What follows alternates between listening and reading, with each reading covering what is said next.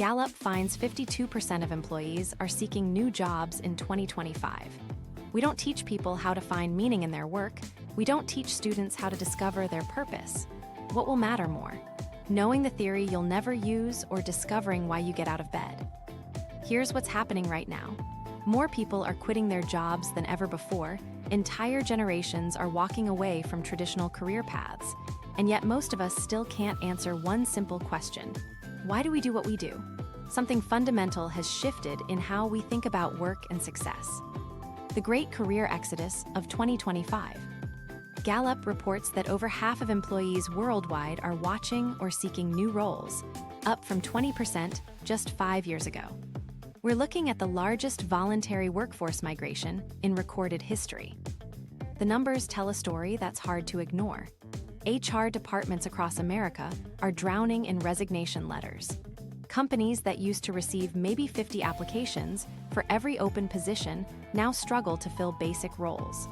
Entire industries are hemorrhaging talent faster than they can replace it. Silicon Valley giants are offering signing bonuses that would have been unthinkable just 3 years ago.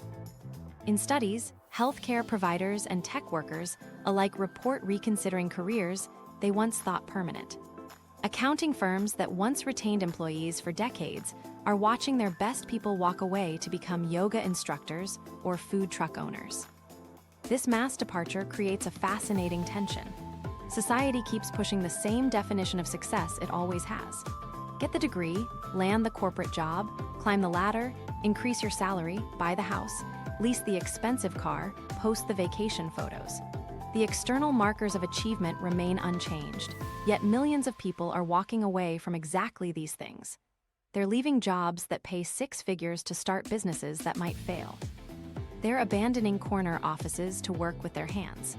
They're trading prestigious titles for work that nobody at their high school reunion will understand. The question becomes obvious. Why now? The easy answer points to pandemic aftershocks. People had time to think during lockdowns. They realized life was short. They got a taste of working from home and decided they wanted something different. But that explanation feels too simple for something this massive. Economic disruption happens regularly. People have always faced mortality reminders. Technology has been changing work patterns for decades. Social media amplifies our awareness of alternatives in ways previous generations never experienced. We see friends from college who left law to become photographers. We watch former colleagues start nonprofits or move to small towns to run bed and breakfasts.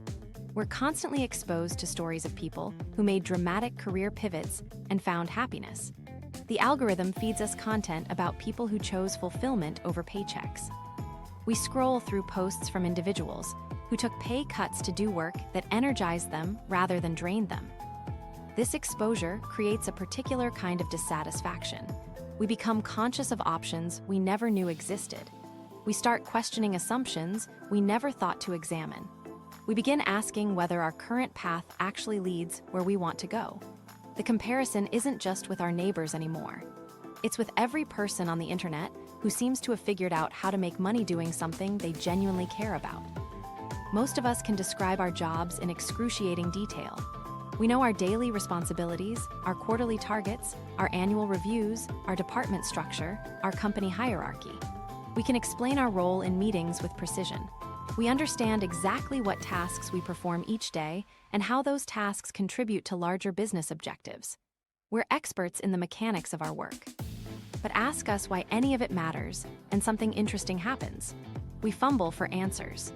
We give responses that sound like they came from a corporate mission statement. We talk about serving customers or stakeholders or the community, but the words feel hollow even as we say them. We default to explanations about paying bills or supporting our families, which explains the necessity but not the meaning. We struggle to connect our daily actions to any sense of personal purpose or deeper contribution. Consider the lawyer who bills 2,400 hours a year, owns a beautiful home, drives a luxury vehicle, and takes expensive vacations, yet feels completely empty inside. Or the marketing executive who's built campaigns for Fortune 500 companies, has a stellar reputation in her field, and regularly speaks at industry conferences, but can't shake the feeling that none of her work actually matters. Think about the financial advisor who's helped hundreds of clients build wealth, has all the professional certifications, and earns more money than his parents ever dreamed of, yet dreads Monday mornings with an intensity that surprises him. These aren't isolated cases of ungrateful people who don't appreciate their good fortune. These are symptoms of something much deeper happening in how we approach work and meaning. The traditional markers of success haven't changed, but our tolerance for achieving them without internal alignment has reached a breaking point. The most successful people on paper often experience the deepest sense of emptiness. They've achieved everything society told them to want, yet they feel more lost than ever. They've climbed the ladder only to discover it was leaning against the wrong wall. They've won the game, but realized they never wanted the prize. So if we're all so successful by traditional measures, why are we so miserable in practice? Why are people with impressive titles and substantial bank accounts walking away from everything they've built? The answer lies in understanding the fundamental difference between what we do and why we do it. Most of us have spent our entire careers focused on the what and completely ignored the why. We've become experts in the mechanics of success, but amateurs in the art of meaning.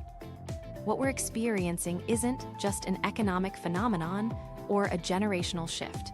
There's something much more fundamental at play here, something rooted in how our minds actually process the work we do every day. Why your brain rebels against meaningless work.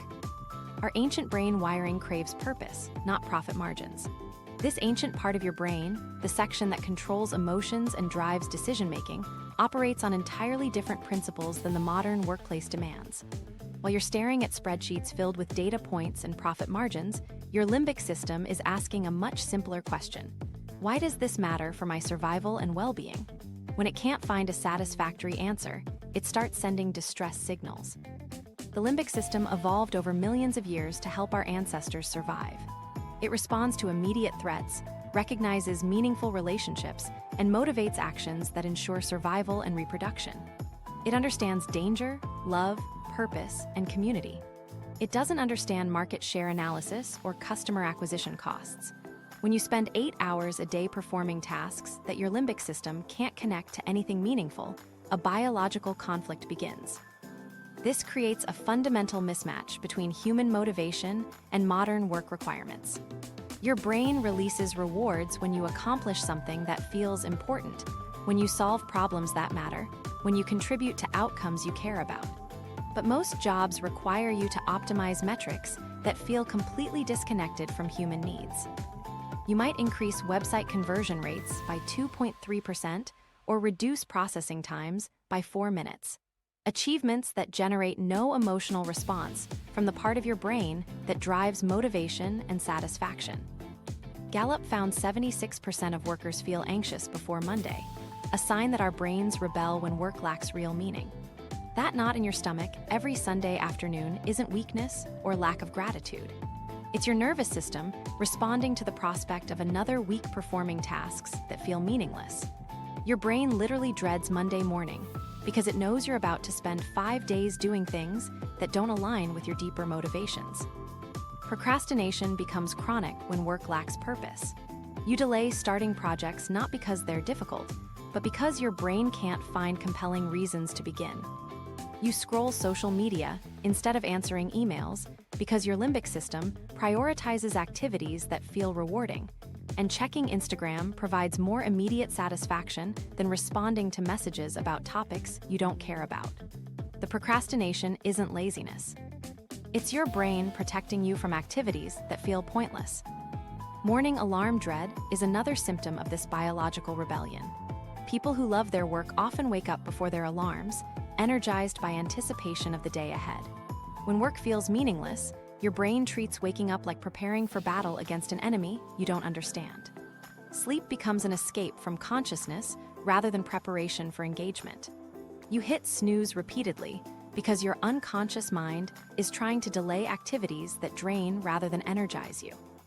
Most people can push through meaningless work for months or even years through sheer willpower and external motivation.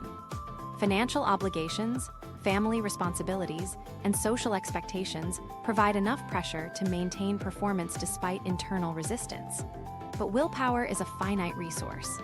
Eventually, the constant battle between what you're doing and what feels meaningful begins affecting mental health in measurable ways. Gallup research shows 41% of workers report high levels of stress, with the highest rates occurring among professionals who report the least connection between their daily tasks and personal values. High achievers experience particularly severe symptoms because they've often sacrificed authentic interests to pursue external definitions of success. The more successful they become by traditional measures, the more disconnected they feel from work that genuinely matters to them. Our ancestors had clear, immediate connections between their daily actions and survival outcomes. When they hunted, their success meant food for their families. When they built shelter, they created protection from elements that could kill them. When they formed communities, they increased everyone's chances of surviving harsh conditions. Every action had obvious, immediate consequences that their brains could easily understand and find motivating. Modern work often obscures these connections completely. You might spend months creating marketing campaigns for products you don't use, sold to customers you never meet, generating profits that benefit executives you've never spoken to. The chain between your daily actions and any meaningful outcome becomes so long and abstract that your brain can't make the connection. You know intellectually that your work contributes to something larger, but you can't feel that contribution in ways that satisfy your deeper motivations. Companies have noticed employee disengagement and typically respond with surface-level perks. They install ping-pong tables, offer free snacks, create casual Friday policies, and organize team-building events. These additions might temporarily boost morale, but they don't address the fundamental problem. A ping-pong table doesn't make quarterly budget reviews more meaningful. Free lunch doesn't help you understand why your daily tasks matter. Casual dress codes don't connect your work to purposes you care about. What we're experiencing isn't simply workplace dissatisfaction or career malaise. We're fighting against millions of years of human evolution every time we perform work that our brains can't connect to meaningful outcomes. This isn't a personal failing or lack of toughness. It's a biological reality that affects every human being who spends significant time on activities that don't align with deeper motivations. The resistance you feel toward meaningless work isn't something to overcome through better time management or positive thinking. It's information from the most ancient parts of your brain telling you that something fundamental is missing. Understanding your why isn't a luxury for people who have time for self-reflection. It's a biological necessity for maintaining mental health and sustaining motivation over time. But here's what makes this crisis even more frustrating. We've created an entire educational system that completely ignores this basic human need. The trigonometry problem. We spent 4 years of high school learning how to calculate the angles of triangles we'll never build, but nobody taught us how to calculate whether we're building a life that actually matters to us. Think about the absurdity of this for a moment. You can probably still recite the Pythagorean theorem even though you haven't used it since graduation. But ask yourself why you get out of bed every morning, and the answer becomes surprisingly difficult to articulate. Our education system has become exceptionally skilled at preparing students for standardized tests while completely ignoring the most important test they'll face, figuring out what they want to contribute to the world. We graduate students who can solve complex equations, but can't solve the equation of their own fulfillment. They know how to analyze Shakespeare, but not how to analyze their own motivations. They understand photosynthesis, but don't understand what energizes them as human beings. The irony runs deeper when you consider what we actually teach students to optimize for during their most formative years.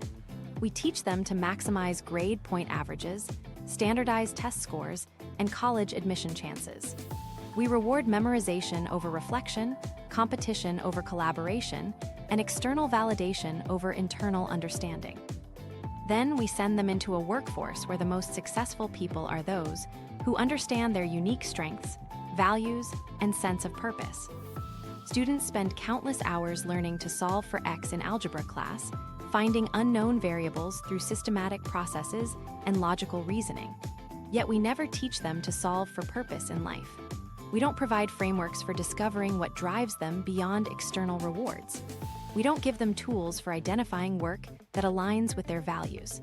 We don't help them understand the difference between career success and life satisfaction. This educational gap creates millions of adults who wander through their careers without any internal compass. They make decisions based on what sounds impressive to others, what pays the most money, or what their parents expect them to pursue. They choose majors because they're practical, not because they're passionate about the subject matter. They accept job offers based on salary and benefits packages rather than whether the work connects to anything they genuinely care about. The mental health crisis among young professionals reflects this fundamental preparation failure. Students who excelled academically throughout school often struggle most with career direction because they've been optimized for external validation rather than internal awareness. They received praise for performance on assignments they didn't choose, studying subjects selected by others, working toward goals defined by educational institutions. A 2025 study by the American Psychological Association revealed that 54% of workers report that job insecurity significantly impacts their stress levels, highlighting the disconnect between academic preparation and emotional workplace demands. These aren't people who failed academically. These are often high achievers who followed all the rules, earned good grades, graduated from respected institutions, and landed jobs that look impressive on paper. The data on college graduate satisfaction tells a revealing story about educational misalignment. Recent research shows that 21% of college graduates use all of their education in their current job, 53% use half or less, and 15% use none of their education at work. This isn't just about changing industries or discovering new interests. It reflects a fundamental mismatch between what we're taught to value and what actually creates meaningful work experiences. Historical cultures understood something we've forgotten about preparing young people for adult life. Ancient Greek education included philosophy and ethics alongside mathematics and rhetoric. Medieval apprenticeship systems taught not just technical skills, but also the values and purposes behind different crafts.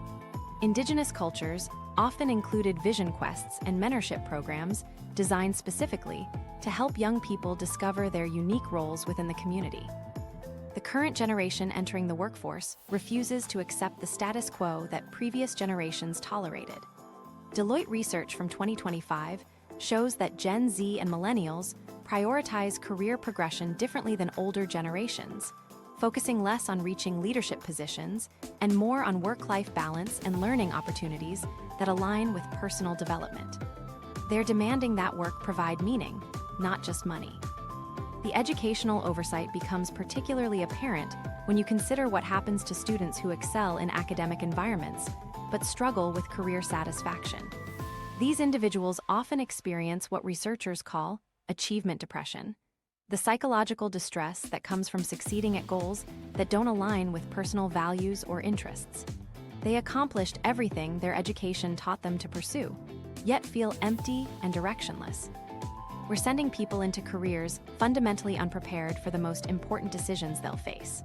Should they take the promotion that increases their salary but requires relocating away from family? Should they stay in stable jobs that drain their energy or risk pursuing work that energizes them? Should they optimize for financial security or personal fulfillment when those goals conflict? These aren't questions you can Google or solve with formulas learned in school.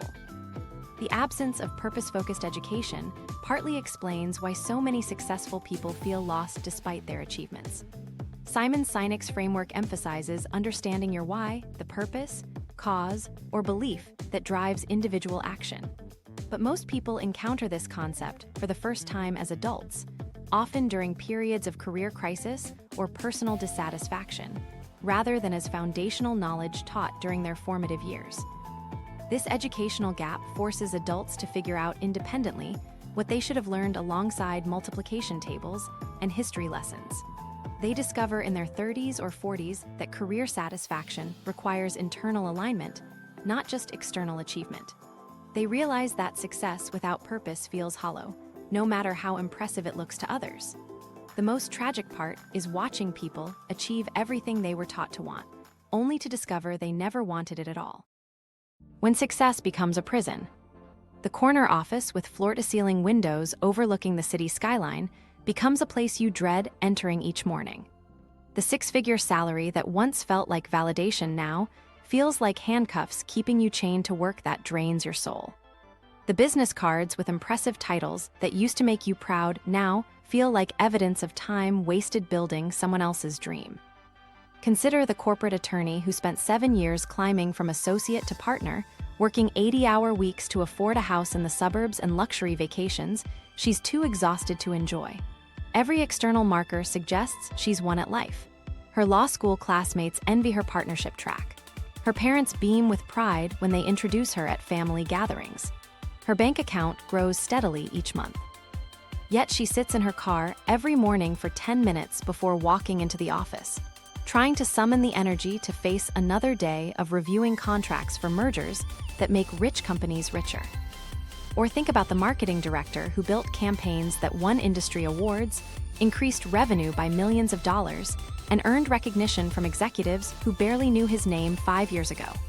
He owns a downtown condo, drives a vehicle that turns heads, and posts photos from restaurants his old friends can't afford. His LinkedIn profile reads like a success story. His mother frames articles about his achievements.